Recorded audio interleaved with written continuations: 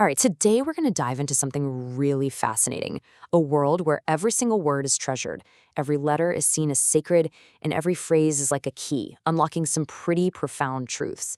We're going to explore the incredible reverence for the prophetic hadith, the recorded sayings and actions of the Prophet Muhammad, all through the eyes of a brilliant scholar, Imam Ibn Abi Jamra.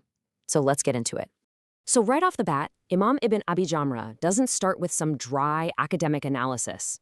Nope. He begins with pure poetry. He describes the prophet's words as jewels and pearls that reflect the wisdom of God himself. For him, this isn't just a list of sayings, it's a treasure chest, and every single hadith is a gem. And that metaphor, that image, really sets the tone for everything we're about to see. So we're looking at Imam Ibn Abi Jamra's unique book, where he basically set out to forge a key to unlock all the treasures hidden inside these prophetic traditions. Now, this is where it gets really interesting. Look at how his method compares to the legendary Imam al-Bukhari.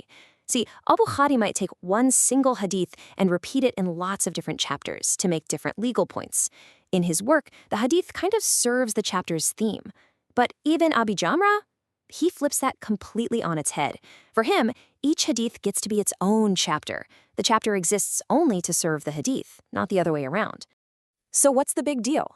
Well, by giving each hadith its own standalone chapter, it stops being just a piece of evidence. It becomes a doorway. And Ibn Abi Jamra's method is all about handing you the key so you can walk through that door and discover all the wisdom and spiritual insights that are waiting inside. It just goes to show you, right? The way you structure something can totally change how you experience it. Now, this deep respect he showed, it wasn't just an academic choice. It came from a much deeper place. A core belief in the absolute holiness of every single word the prophet ever said. This right here, this is the heart of it all. Ibn Abi Jamra is saying that because the prophet wasn't just speaking his own opinions, he was speaking from revelation, then every single letter matters. Whether a word is added or a letter is left out, it's all for a specific reason. There are no wasted words, no casual throwaway lines. Every syllable is packed with meaning. And that idea perfectly explains why the early scholars were so incredibly strict about transmitting the hadith word for word. They did it for a few key reasons. First, obviously for accuracy. Second, to preserve what's known as barakah, that special spiritual blessing that was believed to be in the prophet's exact words. And finally, they just didn't want to risk losing any of the subtle meanings or that spiritual light. And this wasn't some new idea that popped up centuries later. No way. This reverence was a lived, breathing reality for the prophet's own companions. They saw his every move as a source of guidance. To really get a feel for how deep this went, you've got to hear this story.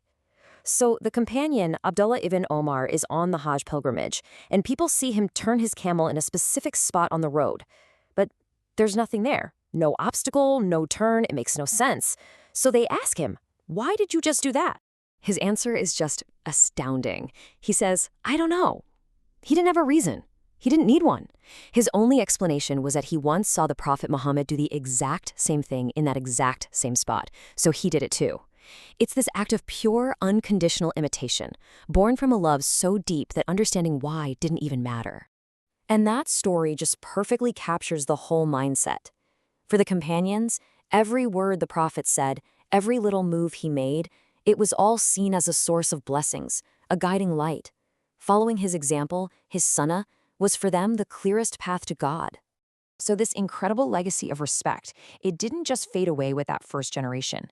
It was carried forward and even formalized by the great imams who followed them, the ones who dedicated their entire lives to this tradition.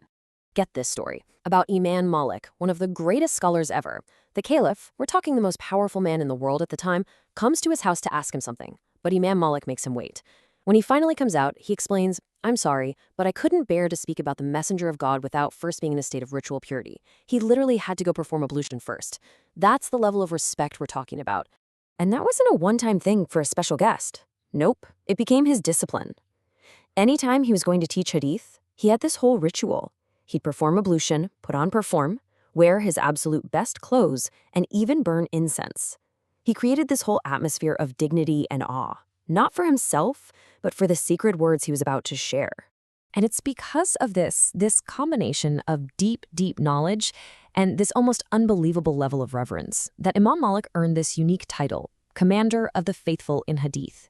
It was a recognition that his mastery wasn't just in his head, it was in his heart. He commanded the field because he honored it so completely. Okay, so you might be thinking, this is all fascinating, but what's the practical point of all this reverence? Well, here it is. This intense focus on the Prophet's precise wording was the very thing that allowed scholars to derive detailed Islamic legal rulings. Let's take a look at a real-world example. Here's a short hadith about a legal concept called shufa. It's basically the right of a co-owner of a property to buy their partner's share before anyone else gets a shot at it. Seems pretty simple, right? But in the hands of a master like Imam Malik, these few words just blossom. And this is where it all comes together. From that one short sentence, Imam Malik figured out some crucial legal principles. By focusing on the exact wording, he concluded that this right of preemption applies only between partners who co-own the property. A next-door neighbor, for example, doesn't have that right if they aren't a partner. Why? Because the hadith mentions boundaries and roads, things that imply a formal division. That tiny detail makes all the difference. It's a straight line from reverence for the word to the rule of law. So at the end of the day, what we're seeing is that this deep respect for the prophetic tradition was never just for show. It wasn't just ceremonial. It was the functional, practical engine of an entire intellectual system. It was seen as this pure spring of knowledge, something that could quench the thirst of curious minds and lay the very foundations for Islamic law, for ethics, and for a civilization. And that leaves us with one last question to chew on. We live in an age of speed, right? An age of endless scrolling, of hot takes, of words that disappear in 24 hours. In a world like that, what can we learn from this deep, patient, profound reverence for the power and the sanctity of the word? It's definitely something to think about.